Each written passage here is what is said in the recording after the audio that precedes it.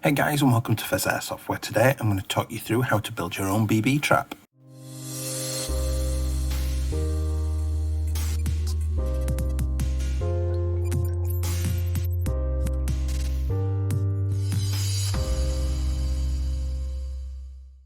Hey guys, and welcome back. If you do enjoy this content today, please do consider liking, commenting and subscribing, because those interactions will help me get seen by the YouTube algorithms and help the channel to grow. If you would like to support the channel a little bit more, there is the join button down below. That is to join the channel as a member. It's just 99p a month or equivalent in your country, and that gets you custom videos, bloopers and a private section of your Discord, as well as your own private giveaways as well. If you did sign up for membership, it's totally optional, but massively appreciated if you did do that. And last but not least, there is a link to my link tree down below that will take you to all my socials, including my Discord. So today I'm going to talk you through my BB trap project. So this was based on something else that I'd seen online and is something that I use all the time as part of my unboxings and everything. So there's a few things that you're going to need for this. First thing is, it does, I am saying, a strong, sturdy plastic box. They are cheap. This one cost me a couple of pounds from a local hardware store. At the time, you could in theory use a strong sturdy cardboard box, which would make parts of this even easier, which I'll highlight as we're going along. Just make sure that it's lined properly, so you could use a cardboard box instead of this. You're also going to need a carpet tile or a piece of carpet. In retrospect, it probably would have been better with a piece of carpet with quite a thick sort of pile to it, just because it stops the BBs a little bit better, which we'll talk about in a minute. You're going to need some double-sided sticky tape. I've used Gorilla Tape. You're going to need a knife, some scissors and a drill, basically, to complete this. So you need a few bits and pieces. So the first stage of this then, all I did is remove the lid of the box temporarily. We are going to modify this shortly. And I basically cut the carpet tile to size to match the footprint of the actual base of the box. That includes where in certain parts in my box, it's a little bit different shape and parts come inwards. So I've just trimmed, as you can see, the carpet so it fits into those contours quite snugly. What I've then removed it once it's cut to size. I've lined all the bottom up of the box up with the double-sided tape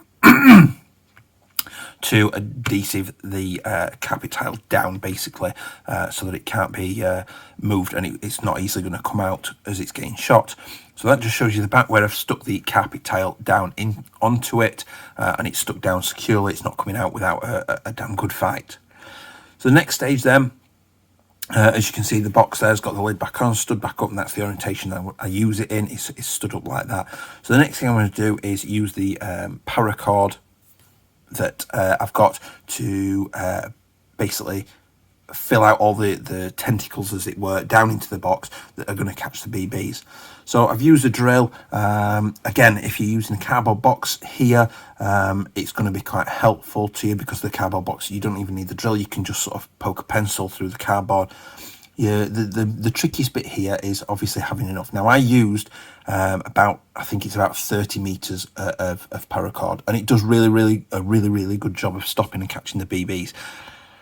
In retrospect, after using it for a while, I actually wished I'd got probably about 100 meters and done significantly more than what I've actually done, just to catch a lot more of those BBs, because I'm finding that between the tentacles that I've got that are stopping the BBs and the hard carpet tile that I've used, because I wish I'd used a piece of actual carpet that's got a thick pile.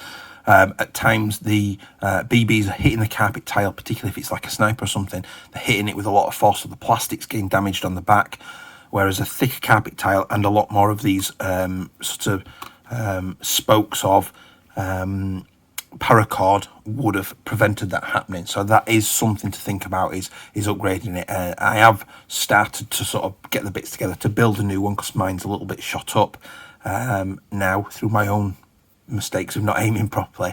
But basically I've pre-drilled all the holes in there to pull all the paracord through, and spent some time obviously then quite fiddly looping it through, so they are just loops of paracord. So I've started with one end and I've pulled the very end through, and it's come up out of the top, and then I've pulled it down as like a loop, so the paracord loops back and up and out every single time. So effectively every hole produces two strands of paracord as you go on. And that's just a case of just building it up and working it away. And I would build it up in rows and rows and rows and rows, and try and alternate the holes as much as possible so that you get a large collection. As you can see there, I've got quite a lot of paracord there in the way, and that's what it looks like from the top. And it is literally as simple as that. Now, this took me probably, the longest bit here was taking time to actually pull all these strands through, and it took a long time to do this. But at this point, you could just use it like this. What I decided to do was modify the lid of the box then to become effectively a BB catcher. That it would, once the BBs hit the back or the tentacles of paracord, they drop to the bottom and then they just build up over time, and I can empty it out. So what I did was I got the lid and I drilled into the corners of the main flat space on the lid.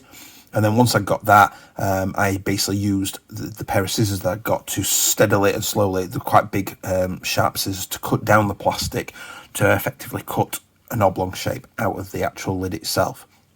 Now, the cutting was a little bit messy, so just to neaten things up and make it a little bit better and add some durability and strength to getting shot up, I did add some duct tape around the outsides of that lid just to secure it up a little bit.